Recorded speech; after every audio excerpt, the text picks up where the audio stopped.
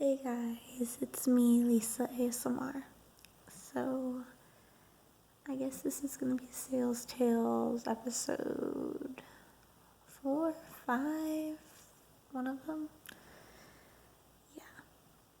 So, anyways, let me tell you. Today, I guess, just isn't my day.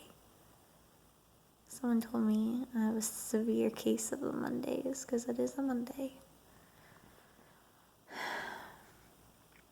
Went to work. By the way, I have a cold because Argentina, it's winter time, and I came back here and it's dead heat of the summer. So hot.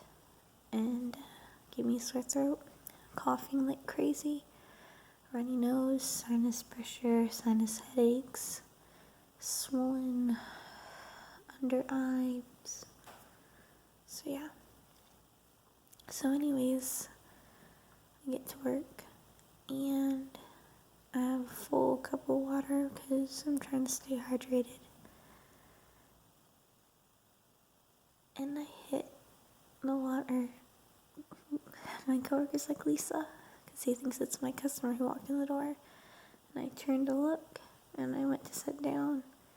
A brochure I was looking over, and I knocked over my cup of water, and it was on a computer desk, and it went all over the desk, and all over the floor. So much. So then I had to go clean it up, and it wasn't my customer, luckily. And I was like, Patrick, you can help him because I'm waiting for my customer to show up in an hour or half an hour. Sorry, it's like hard to like breathe. So I clean it up and everything, and my customer shows up, and I've been helping this customer for about 4 to 6 months, and he comes in, he's irritated. He told me he wasn't going to do business with me in an email like 2 days before because he was mad because the program that I told him about wasn't going on. But I didn't promise him. I just said they may be able to pay your last few payments. Well, it wasn't for his vehicle this month. So he was like, I'm really disappointed. And like, I'm not gonna do business, whatever. So I didn't respond. And then he sent another message stating that like he was still interested. So he told me, he said, I want floor mats and I want mud guards on my vehicle. And I said, okay, well, don't worry about the floor mats. Like, floor mats are gonna be in your vehicle because it's a new car. Like, all new cars have floor mats, so don't worry. But we can work the mud guards into your deal. Oh my goodness. But my manager already wrote up the deal, and he didn't. So I told him, I said, he wants mud guards, can you put it in? And he's like, just give him those numbers. And I was like, including the mud guards? And he's like, yeah. Which sucks because that means not as much profit for me if he's okay with it. And that means I'll be losing out on money. So I'm like, okay, whatever, I'll do it because you're my manager and I'm not going to second guess you. So I go and present the numbers and he's like, no, like that's too much. It's like, well, where would you be okay at? And he was like, $350 a month is like at my top. It's like, okay, so if we do $350 a month with 0 down, and with your mud guards, would you do business with us today? And he said, yeah. So I got him to sign, and I got it approved, and then he was in finance, and I went to look for his floor mats to put in his car. And guess what? There were no floor mats. So I looked on the Maroni sticker, which is a sticker that's on the vehicle. this vehicle is a limited, and if you know cars, limited means like, well equipped. Well, this limited did not include floor mats. It had no added features. Floor mats are not included in every single new car, I guess. So I went and I bought him floor mats. Well, they're ordered, technically. I can't breathe. So that was, because I get dealership discount, that was $80 out of my pocket. And since I didn't make any money on the deal,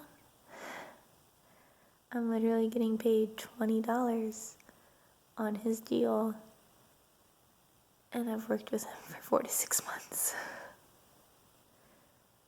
It's so aggravating. Like, I spent so much time to get paid crap. And I messed up. Like, I'm not mad at anyone else. Like, I screwed up, But whatever. So, there was that. And then I'm wearing a dress, and I always wear shorts underneath my dress. And I found out that Buck, the red-headed husky, tore up the crotch of my shorts that I have on. Didn't realize that. He probably got it while I let him sleep in my room one morning because he likes eating the crotch of shorts, and I'm really bad at putting away laundry immediately. Really bad. I can't breathe. Oh my goodness. So I found that out, and then last Thursday, so 2 days after I got back, so June 21st, my manager, Reggie, calls me, and he was like, we need to talk. You're in trouble. I'm like, what? And he's like, no, I'm serious. You are in trouble. I was like, he was like, John wants me to chew you out. And I was like, what did I do? And he was like, someone in BDC complained several times to John and GM that you told your customers to come back, or not to come in when you were on vacation, to come back after you got back from vacation. And they're not your customers. They're the dealership's customers, so you can't do that.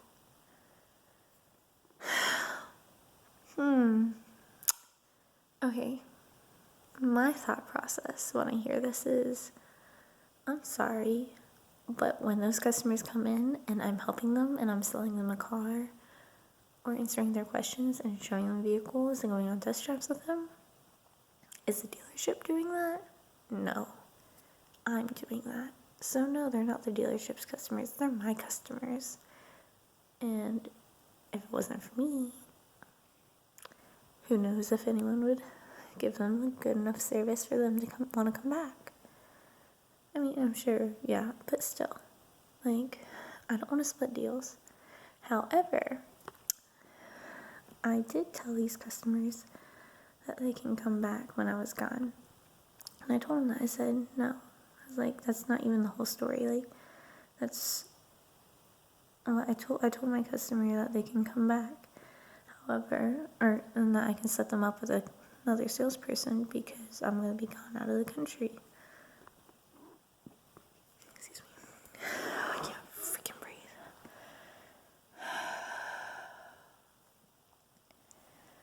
And, the one person said that he was in no rush and he will wait until I get back. And the other person was a referral, and she said that she knew the person who referred her said I was really good. I would be able to help her out, so she wanted to wait for me. Excuse me. So So then I thought like everything was good. Well, then today, Monday, oh yeah, by this point in the day, I'm coughing so hard, I'm almost throwing up. And it's horrible. Anyways, manager calls me and he's like, so we need to talk about the thing that Reggie already talked to you about. And I'm like, so I'm gonna get lectured again. Great. He's like, come on into the back part and sit with me. I was like, okay. So I got on his side of the desk and we're talking and I was like, I already know what you're gonna say to me. He's like, what? And I'm like, you're gonna say that the customers are the dealership's customers and they're not my customers.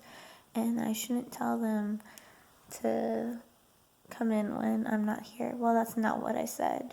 The person over there doesn't know what they're talking about because they weren't there when I was having the conversation in person and I didn't put it in the notes. He was like, well, that's what the notes are for, but I was going to tell you was that the GM wanted you written up for it. And I was like, in my head, I'm like, you want to write me up for doing my job? And one, all of a freaking misunderstanding, like I freaking said they can come in. Hell no. If they were going to try and write me up, I would refuse to sign that because fuck her. Fuck the new girl who's trying to cause drama in my life. Like, I already dealt with a horrible person and she got fired because of this new person and I was happy about it. And then I find out this new person is just as crazy. No, thank you. Get the fuck out. Can't deal with bullcrap when I'm sick. Like, obviously, like, my language is horrible. I'm sorry. So anyways, I was like, or he's like, I looked over your notes and everything. And I was like, yeah, I know. I put in there I didn't want to split deals. He's like, you did? I was like, yeah. I work hard. I work hard with my customers, but I did offer for the people to come back in and work with other people, but they decided not to. So I'm just like, put that in there just because it's me, you know? And he was like, oh, well, I told him like all the different notes, all the different situations and everything and explained it to him. He's like, yeah, honestly, like when I looked over everything, I didn't see it as you like telling them not to come back in.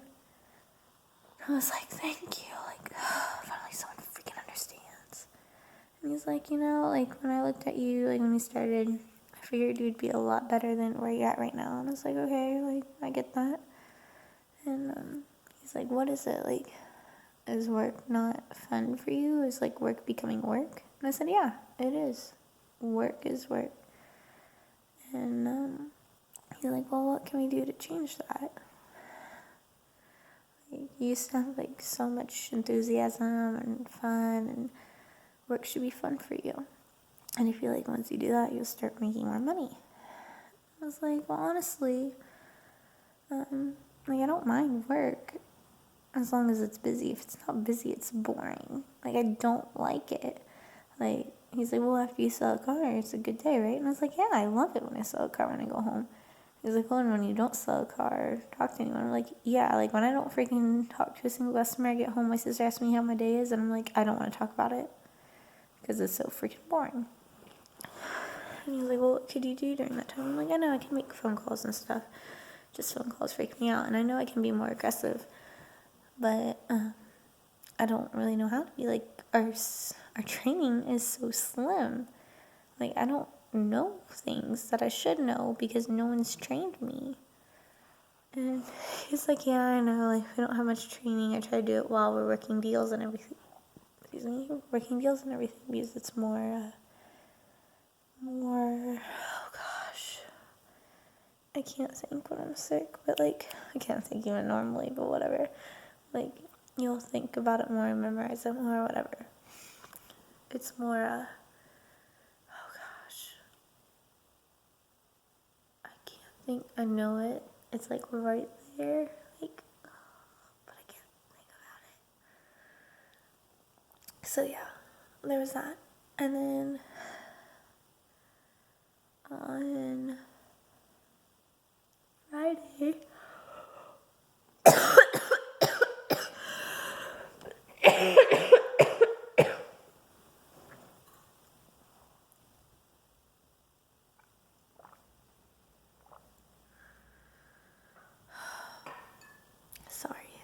maybe it was Thursday, I asked the manager, I was like, can I please go home and take a nap and I'll be back?